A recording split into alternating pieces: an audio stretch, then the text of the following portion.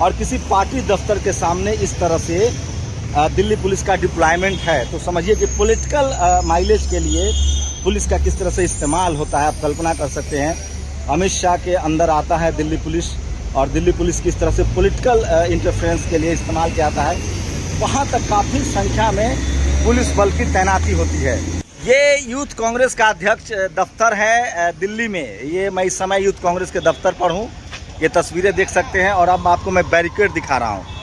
पिछले 2-3 महीने से जब से ईडी इनकम टैक्स वाली जांच शुरू हुई थी, उसके बाद से यूथ कांग्रेस के दफ्तर को इसी तरह से सील कर दिया गया है। नमस्कार, मैं शंभू कुमार सिंह। मैं आपको फिर से गुजरात मॉडल की तस्वीर दिखा रहा हूँ। क्या आप कल्पना कर सकते हैं कि डेमोक्रेसी में किसी पॉलिटिकल पार्टी के दफ्तर पर आप बैरिकेड लगा दे, छावनी में तब्दील कर दे? यही गुजरात मॉडल है। दरअसल पिछले 20-25-27 सालों से बीजेपी की सरकार है गुजरात में। आप गुजरात में न धरना कर सकते हैं, न प्रदर्शन कर सकते हैं। अमित शाह और मोदी का जो मॉडल है उसमें आपको पुलिसिया कार्रवाई होगी, ईडी इनकम टैक्स, और उसके बाद भी अगर आप प्रदर्शन करते हैं तो आपको बैरिकेड और छावनी में तब्दील कर दिया जाएगा और आपके पार्टी दफ्तर पर पुलिस छोड़ दिया जाएगा। आप इससे कितना सहमत है, इसी को लेकर मैं ये वीडियो दिखा रहा हूँ और आप देखिए। ये यूथ कांग्रेस का अध्यक्ष दफ्तर है दिल्ली में। ये मैं इस समय यूथ कांग्रेस के दफ्तर पर हूँ। ये तस्वीरें देख सकते हैं और अब आपको मैं बैरिकेड दिखा रहा हूँ। पिछले 2-3 महीने से जब से ईडी इनकम टैक्स वाली जांच शुरू हुई थी, उसके बाद से यूथ कांग्रेस के दफ्तर को इसी तरह से सील कर दिया गया है। कांग्रेस के दफ्तरों को सील कर दिया गया। कल्पना कीजिए कि अगर कोई दूसरी पॉलिटिकल पार्टी भी इस तरह से अगर वो धरना प्रदर्शन करती है तो बाकायदा बैरिकेड लगाया जाता है।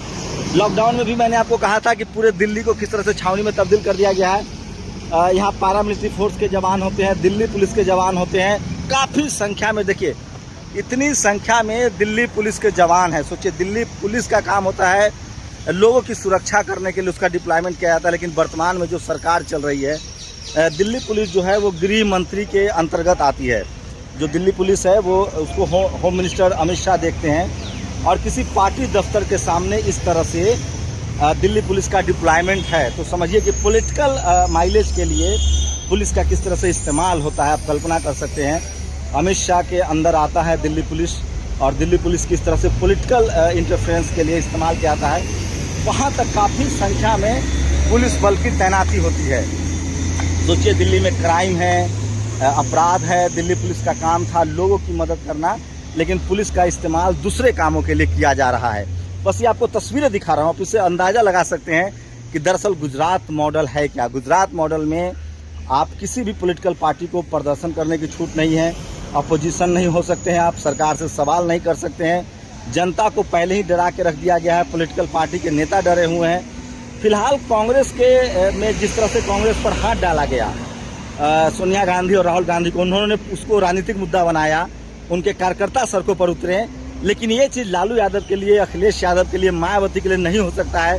शायद उनका समाज सड़कों पर नहीं उतरे, इसलिए वो कंप्रोमाइज़ करता है। अभी बिहार में देखिए किस तरह का उलटफेर चल रहा है।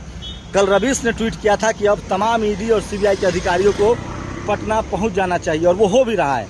काफ़ी संख्या में सीबीआई के अधिकारी पटना पहुँचे हैं, वहाँ से जिस तरह से खबरें आ रही है। तो सरकार सिर्फ चुनाव जीतकर नहीं चलाया जा रहा है, विधायकों की खरीद फरोख्त भी होती है, पुलिस का भी इस्तेमाल हो रहा है, इनकम टैक्स ईडी का भी इस्तेमाल हो रहा है, पत्रकार मीडिया उनके साथ ऑलरेडी साथ हैं, सवर्ण समाज के लोग ऑलरेडी साथ हैं, तमाम इंस्टीट्यूशन उनके साथ है ऑलरेडी। अंदर भी पुलिस वालों को डिप्लॉय किया जाता है यूथ कांग्रेस के दफ्तर के अंदर। ये भी पहली बार हो रहा है कि किसी पॉलिटिकल पार्टी के दफ्तर के अंदर पुलिस कर्मियों की डिप्लॉयमेंट हो। ये भी पहली बार देखने को आपको मिलेगा। तो ये पूरा गुजरात मॉडल है जिस पर कोई पत्रकार नहीं बात कर सकता है, और बीजेपी का एक अदना सा कार्यकर्ता भी आपको डरा के चला जाएगा। तो ये इस तरीके से देश चलाया जा रहा है, इस तरह से डेमोक्रेसी चलाई जा रही है। बिहार में इनकम टैक्स ईडी वालों को छोड़ दिया गया, और ये यूथ कांग्रेस के दफ्तर तक मैं आया हूँ। तो इस तरह से ये गुजरात मॉडल है, जहाँ बोल नहीं सकते हैं, बात नहीं कर सकते हैं, सरकार से सवाल नहीं पूछ सकते हैं, पत्रकार ऑलरेडी मैनेज है, टीवी अखबार ऑलरेडी मैनेज है। अगर कोई पॉलिटिकल पार्टी उनके खिलाफ धरना प्रदर्शन करती है तो इस तरह से पूरे फौज को डिप्लॉयमेंट किया जाता है। श्रीनिवास एक ऐसे ही युवा नेता है क्या अध्यक्ष जी? नहीं है। तो ये तस्वीरें देख लीजिए श्रीनिवास की, जिसमें वो सबसे ज़्यादा हाल के दिनों में श्रीनिवास ने धरना प्रदर्शन किया है और डंडे भी खाए हैं। वो तस्वीरें दिखाइए, देखिए ये श्रीनिवास की तस्वीरें हैं। रोज़ आप श्रीनिवास की तस्वीरें देखेंगे और यूथ कांग्रेस का ये दफ्तर है। और जिस तरह से ये देखिए, कोई नहीं आ रहा, और ये तस्वीरें देखिए। तो श्रीनिवास ने लगातार डंडे खाए हैं, वो लगातार सड़कों पर हैं। तो ये भी गुजरात मॉडल है। ऐसा पहली बार हो रहा है कि आप किसी पॉलिटिकल पार्टी के ऑफिस में पुलिस का डिप्लॉयमेंट कर दें। तो आपके दफ्तर में रोज पुलिस वाले आते हैं? कितने संख्या में? बहुत भरा रहता है सर। गेट बैरिकेड कर देते हैं, गेट पर रहता है? हाँ, रोज होता है। हाँ, तो ये गुजरात मॉडल है। आप अपोजिशन की भूमिका में नहीं हो सकते हैं, आप पत्रकार नहीं हो सकते हैं, सरकार से आप सवाल नहीं कर सकते हैं, नहीं तो आपको किसी भी तरह से प्रताड़ित किया जा सकता है, आपके खिलाफ जांच हो सकती है। ये गुजरात में चलता रहा है। गुजरात के मैक्सिमम जो नागरिक हैं उन्होंने अपने नागरिक अधिकार छोड़ दिए थे। कल सोचिए, कल गुजरात से लोग आ रहे थे, दिल्ली आ रहे थे बाबा साहब का एक सिक्का लेकर, गुजरात भीम रुदन यात्रा लेकर, उनको नहीं आने दिया गया। उसके बाद गुजरात से ही SC GD के छात्र आ रहे थे, उनको नहीं आने दिया गया। तो सोचिए, डॉक्टर अंबेडकर को मानने वाले दिल्ली आ रहे थे, उनको नहीं आने दिया गया। 15 अगस्त है, छात्र आ रहे थे, उनको नहीं आने दिया गया। तो फिलहाल जो डेमोक्रेसी आपके देश में है, हाँ, 3 गुना संख्या में पुलिस है जी, मैंने दिखाया है। तो फिलहाल जो डेमोक्रेसी है उसमें, हाँ, तो ये तस्वीरें आपको दिखा रहा हूँ। हाँ, बैरिकेडिंग 24/7, हाँ, मेन गेट पे हाँ, और बैक गेट पे, हाँ, दोनों पे लगी रहती है। हाँ, ठीक। और अभी तो सुबह कार्यक्रम शुरू होने से 2 घंटे पहले ही सर इंस्पेक्टर जो यहाँ इंचार्ज हैं, उन्होंने पूरा लोकेशन, कितने लोग हैं, क्या है, उनसे थोड़ा मेरी बातचीत हो गई।